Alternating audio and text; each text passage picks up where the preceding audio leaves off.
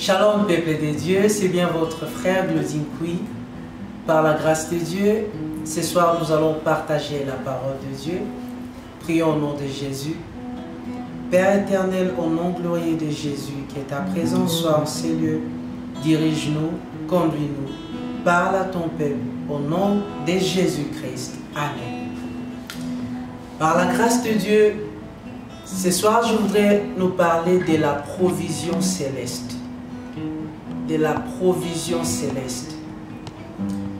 Et sans plus tarder, nous allons prendre le livre de Ézéchiel 37, verset 1. La Bible dit: la main de l'Éternel fit sur moi, et l'Éternel me transporta en esprit et me déposa dans le milieu d'une vallée remplie d'ossements. Parole de l'Éternel. Je bénis Dieu pour cette parole, parce que c'est une parole qui va fortifier une âme. C'est une parole qui va tellement bénir quelqu'un qui est dans l'abattement, quelqu'un qui est dans la souffrance.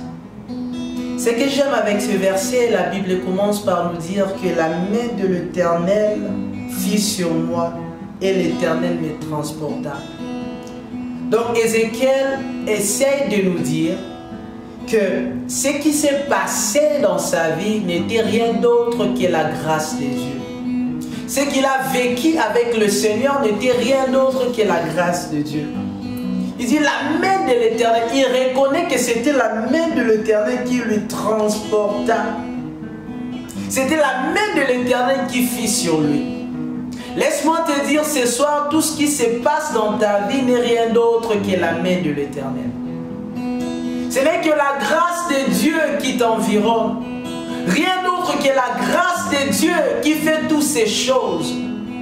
Ni t'était la grâce de Dieu, tu ne pouvais pas être ici. Si tu es là, c'est parce que Dieu t'a fait grâce d'être là. Et il dit, la main de l'Éternel fut sur moi et l'Éternel me transporta. Lorsque la main de l'Éternel vient sur toi, la première des choses, il y a un changement qui entre. La main de l'Éternel ne peut pas entrer dans ta vie et ta vie reste la même. Ta vie ne peut jamais rester la même lorsque la main de l'Éternel entre. Il y a toujours une différence quand la main de l'Éternel entre en action. La main de l'Éternel vient changer même l'état de nos esprits. La main de l'Éternel vient changer même l'état du cœur. Si tu as un mauvais cœur, lorsque la main de l'Éternel vient dans ta vie, ça vient changer même ton cœur. Et la Bible dit, au commencement, Dieu, dans Genèse, et puis créa. D'abord c'est Dieu et puis vient la création. Juste pour te dire, tout ce que tu vois dans ta vie, tout ce que tu fais face dans ta vie, n'existe pas avant Dieu. Dieu existe avant la chose. Tu dois tout premièrement remettre ta vie entre ses mains afin de vivre la gloire de Dieu. D'abord Dieu et puis la création. Et lorsque la main de l'Éternel lui transporta, la Bible dit c'était au milieu d'une vallée remplie d'ossements. Au milieu d'une vallée remplie d'ossements. Ce n'était pas dans un endroit où il y avait de l'or, où il y avait la richesse du monde, mais c'était un endroit rempli des ossements. À chaque fois Dieu vient dans nos vies, il vient nous prendre pour nous déposer là où il y a les chaos pour amener le changement. N'est-ce pas qu'il est écrit, vous êtes dans ce monde mais vous n'êtes pas de ce monde. Donc comme tu es là, Dieu te compte comme une provision céleste afin de changer ton environnement. Oh, tu as Jésus dans ta vie, tu dois changer ton environnement. Mais la chose la plus importante, comme je venais de dire, est que Dieu doit être prioritaire dans ta vie. Si Dieu est prioritaire, comme Genèse nous dit, tu verras le changement. Car Dieu vient avant la création. La mer me transporta au milieu d'une vallée remplie des ossements.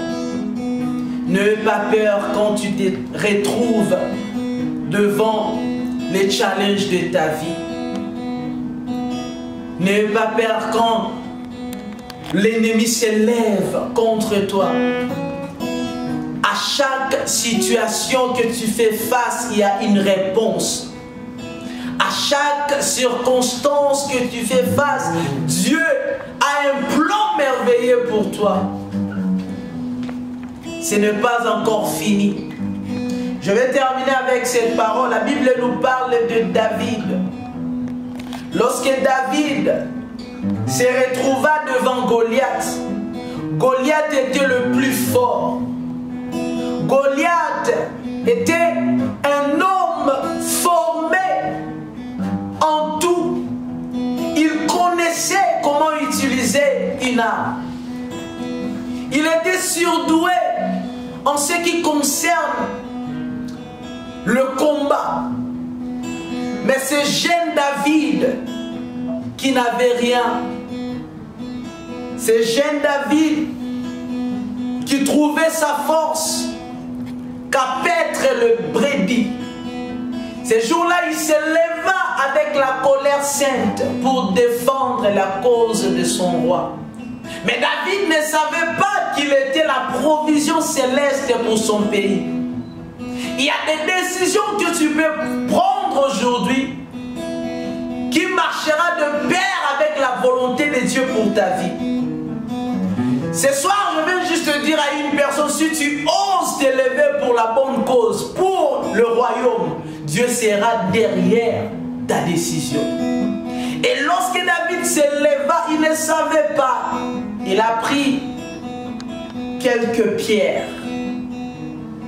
Et lorsqu'il a pris ces pierres, il ne savait pas qu'une était ouée afin de faire tomber Goliath. Juste la révélation de la parole de Dieu qui réside en toi, qui habite en toi, a la capacité de mettre fin au géant de ta vie. Tu es la provision céleste pour amener la bénédiction dans ta maison. Tu es la provision céleste pour changer l'atmosphère de ta maison. C'était bien votre frère Claudine Couille. Que Dieu vous bénisse. Alléluia.